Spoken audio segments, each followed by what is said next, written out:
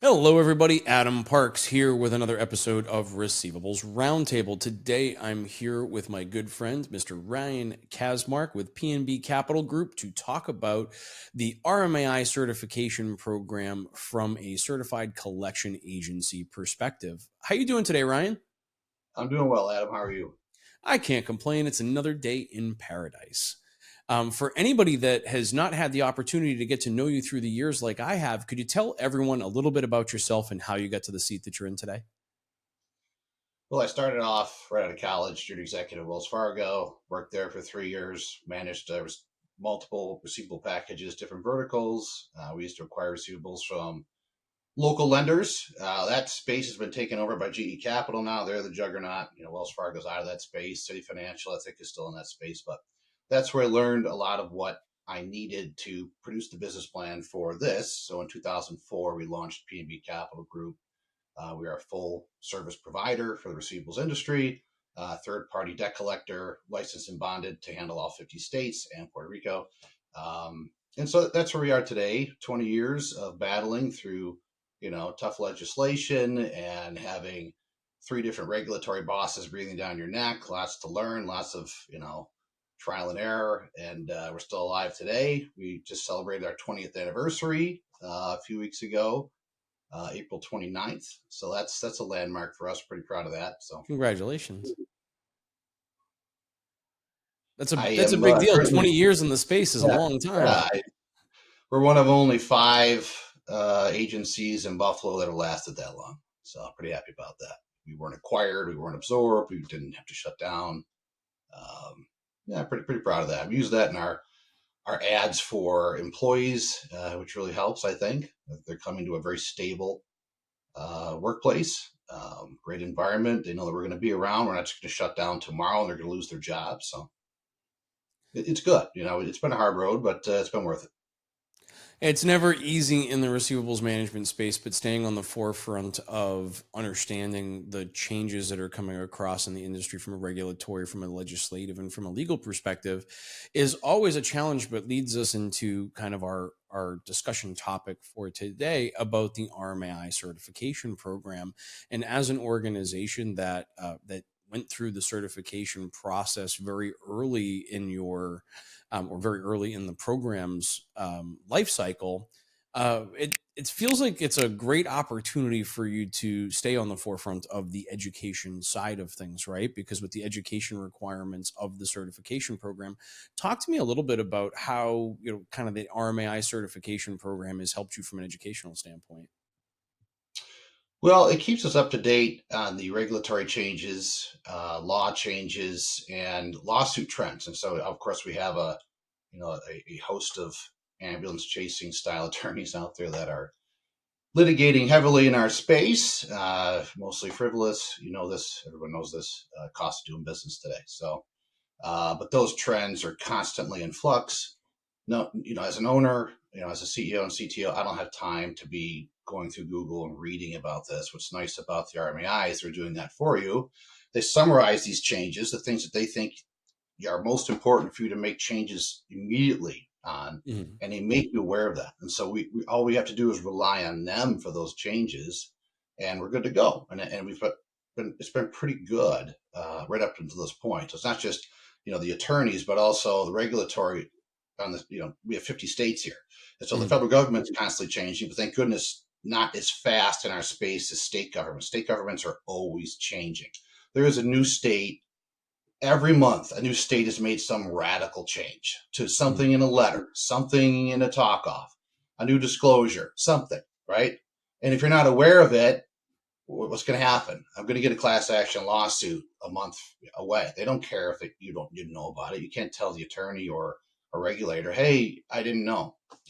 It's up to us to know. And so what's nice about the RMAI is they're there to make us know.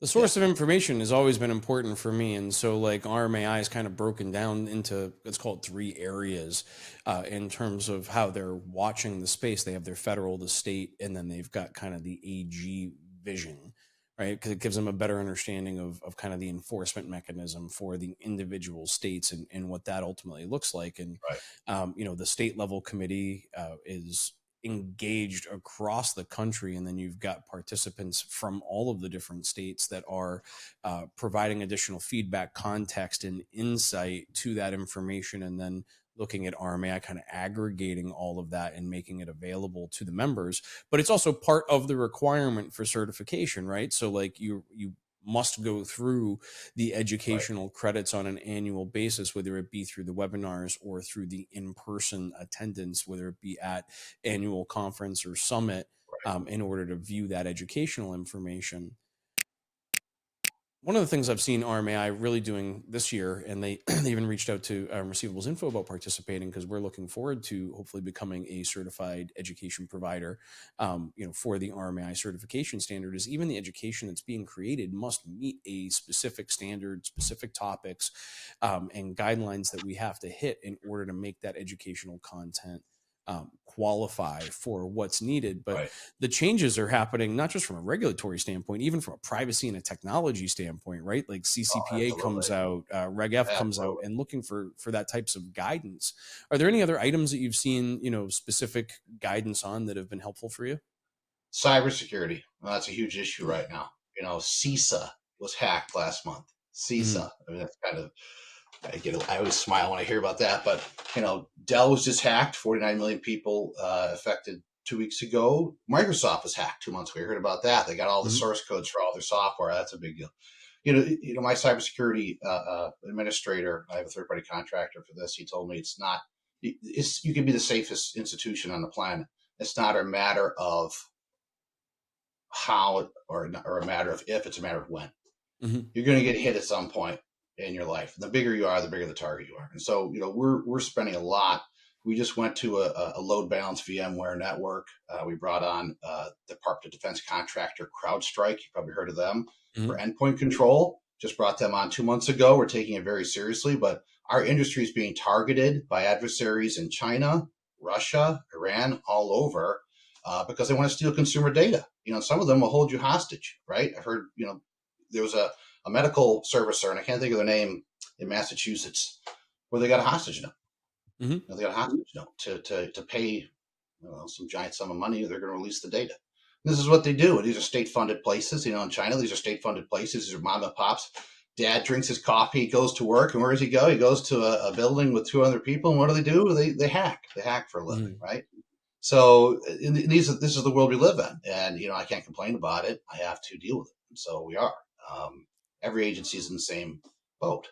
We're all in the same boat. I talk with local agencies all the time. We talk about that's been the big topic right now. Has been cybersecurity. The last 2 months, when I'm at a lunch, that's one of the main things we're talking about is how to remain safe, how to stay safe. We got multi-factor authentication on everything, and it annoys the crap out of the employees. Yeah. It even annoys me sometimes. It does. Sometimes the text doesn't come in, and you're waiting, you can't log in, and you have to.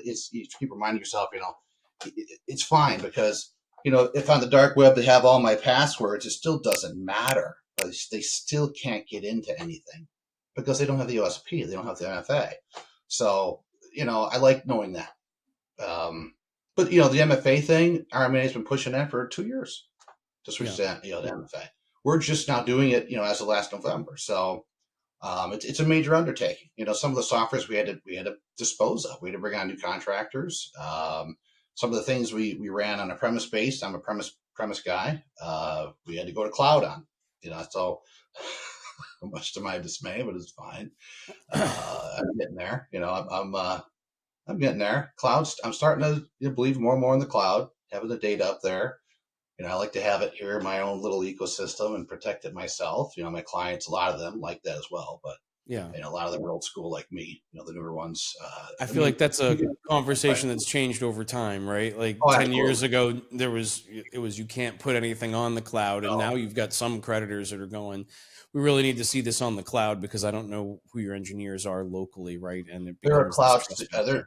There's cloud setups that are even, I have to say, even safer, a little safer than my premise system. Mm, Even though we're constantly upgrading, we're dumping a ton of money into it. I can't keep up with Amazon. I can't keep up with Google. You're right. Um, even Dell has their own that's very, very secure. And the cost has come way down. I mean, they're very reasonable now. I mean, even for the data backup, you can have, you know, 10, 15 terabytes of stuff. You're only paying about 800 a month. It's a lot of information, not to mention Amazing. the cost of your cybersecurity policies Absolutely. going up based on the number of records that you are Right. ultimately storing and protecting. Our SOCs, our recertifications, if I had more cloud, I'm thinking about this in the future. And now that I feel like it's safe enough and the cost has come down as we switch over. And I think we'll probably be transitioning over the next 24 months, pretty much everything. Mhm. Um, every time I go through these SOC audits, I think to myself, boy, it'd be a whole lot easier if I could just Hand them give somebody them else's SOC 2 audit. instead of having to It's not, prove mine, right? Every not my time. first So, rodeo. yeah. Understood. So let So, me ask you this, as we talk about the RMAI certification program and some of the educational things that you've been able to draw from that, as an organization that is a certified collection agency, what kind of value do you derive from your participation in the association beyond the education itself? well, being able to have that on our email and our website, it's like a badge of honor, right? Mhm. It's a certification. A lot of our clients take it seriously. They know that you have to adhere to certain standards, makes them feel better about doing business with you. Let's face it. Right now, Mark Lozinski is our director of sales, director of marketing. It's a big deal. He brings this up. They ask in, sales calls, these vetting, the sales cycle today Mhm. to bring on a new client. The average cycle is 24 months. It takes that long. It's very tough to close clients these Build days. trust, It takes yeah. a long time, and some of them will fall down in 3-4 months. It's just not normal. But generally, you're looking at 18 to 24 months. It's rigorous, and one of the main things is that they won't even talk to you unless you have that badge of honor. They want to know that Mhm. you're adhering to these standards because this is a waste of their time. Why would they go through and waste all their time vetting you only to find out you're lacking in all these areas? They can Mhm. kind of write that right off and know that, okay, well, I have this entire list of questioning. All of these things are already covered because I know they're certified. I can move on and drill down on other things, and that's what they choose to do. So these, the more sophisticated clients out there, and these are the ones we want to do business with, the large issuers. We're Mhm. kind of been gravitating away from small debt buyers for years now. We have a few that we're still grandfathered in, but you need to be a large conglomerate buyer, or you need to be a direct issuer, or we don't service you anymore. So, because they bring in other small buyers also add risk to my servicing because of the practices they have Their applied to the account. origination. Right, Yeah. that come over to me, and if they don't have a clean chain of title, that can pull me into a world of shit, all sorts of things. And we've learned this again, like I mentioned in the beginning of the conversation, the hard way, trial and error. So you live and you learn, right? So, Mhm. but when you focus on these larger clients, of course, like I said, the sales cycle is very, very long. Having that badge of honor really helps. It gets you in the door. It helps keep the door open throughout the conversation. Yeah, it's important. It's important. I feel like a lot of that respect comes from the third party, like the third party audits. Having a third party come in to audit an organization and establish that they meet the baseline requirements of to work for this large creditor is a great step in the right direction. For me, that's always been one of the big value adds of the certification program, and I think Right. it's a lift to go through these third party audits, right? There's a lift, there's a resource lift, there's an expense, but it is establishing that initial baseline, and I think it's also something that I've seen come across in legislation as they've been writing legislation through the years now. It's something that is constantly being referred to as kind of the gold standard of the debt collection practices because it's Right. at least setting that minimum standard for where everybody is now. A lot of the major creditors are going to request things above and beyond what that certification program ultimately requires, but that's right, at least having that baseline, opening that Right. door, getting that badge of honor that enables you to participate in the larger discussion is something that is valuable for both the association and for the agencies that participate and the debt buyers that place with them. Absolutely. My CCO, Sean Welch, Hmm. he was last year, was elected to be on the California State Board. Hmm. On this board, this group, this select group of individuals helps them shape and helps them make decisions regarding bills that are put through California State Congress regarding our industry, the receivables industry. So he gets to weigh in. Mhm. And he uses a lot of the RMAI standards. And he just flew out there. He was out there 2 weeks ago for 2 days. Okay. It was a 2 day. It was two bills were being presented, both, of course, not good for the consumer or the industry. You know, typical, they have a bill in there and they think they're fixing one or two things, but it breaks 10 other things that they can't see. Mhm. You know, he's able to utilize some of those RMAI standards and his experience to say, hey, this will go through, this would fix this, but you're going to break these other 10 things, just so you know. And so he's able to give the data, and they have to now, you know, redraft the bill, right, and make it better. And of course, then they'll have to go back out there again and talk about it again, but at least he has a say in that. And I kind of wish, you know, we're in New York State. They don't have a board here, you know, and Mhm. so we're, you know, our legislature, Mr. Burrell, has been working tirelessly to try to get an approval to get a board here as well, so we can have a say in, you know, the direction of, of legislation here in New York State. You know, just like California has. Not that I say California is perfect, obviously is not, but at least they have that. I think it's brilliant. You need to have feedback from the Mhm. people that are in the trenches in that space before you can really make a decision. I mean, things are so complex in the economic world today. Mhm. I wouldn't even pretend to try to, you know, if I was elected here in state Congress, to try to talk about software, right? Software legislation, anything like that. I mean, I don't know enough about it, but yet they do. You know, they should have I mean, every space, I feel like this California's on, every space should have a board. They should. And Mhm. they should have to talk to these people that are entrenched in that space and get their feedback. Because I think, man, how much better would legislation be? You know, so much better. So, and he's pumped every time he has to fly out there. He's excited because he gets to put his word in, and he feels like it makes a difference. You know, but RMAI does come up. It's when they ask him, where did you get that information? How do you know this? Well, and he would reference the RMAI, right? Um, it It's helps, different when you can reference a group of people, right? Like a trade association versus just saying, "Well, I just know it because I've right? done it." And I feel like that's where some of the legislation comes from, Exactly. without the understanding of the unintended consequences of what we're doing. Because making this change here is going to reduce the availability of credit for consumers, and I think too often we are penny wise and pound foolish when it comes to the unintended consequences, right? The sexy headline is one thing, and then the actual realities to the consumer. For example, Right. when you take away or you shorten the statute of limitations, you have some Absolutely.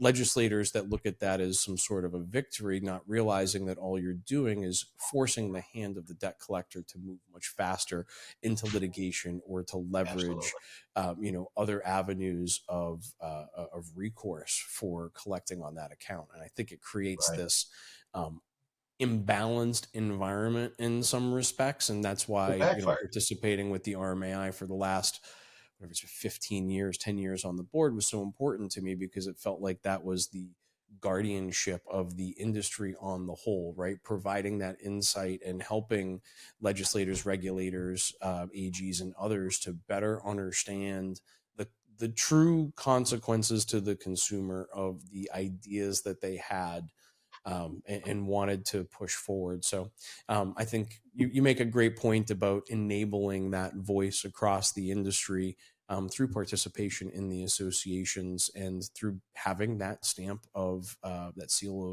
of kind of approval, or that seal of Right. certification on your website and in your emails. Right. Exactly. Exactly. So I really want to thank you for coming on, Ryan, and having a chat with me today. This was informative. I'm glad that you're getting so much out of your RMAI certification as a collection agency. Anything else you'd like to share with our audience today?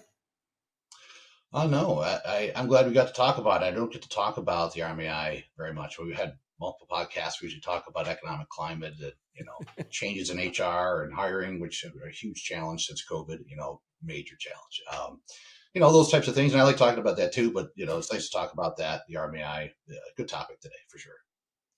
Absolutely. For those of you that are watching, if you have additional questions you'd like to ask Ryan or myself, you can leave those in the comments below, and we'll be responding to those on LinkedIn and YouTube. If you have additional topics you'd like to see us discuss, like hiring, recruiting, and other things, you can leave those in the comments below as well. And hopefully I can get Ryan to come back at least one more time to help me continue to create great content for a great industry. But for those of you that are watching, please, a like is great, a comment is better, and a repost of our content is the best. We always really appreciate you helping us spread the word about the great content we're creating for the industry. But until next time, Ryan, thank you so much for participating today. I really appreciate your time. Thanks, Adam. Appreciate it. And thank all of you for watching today. We'll see you all again soon. Bye, everybody.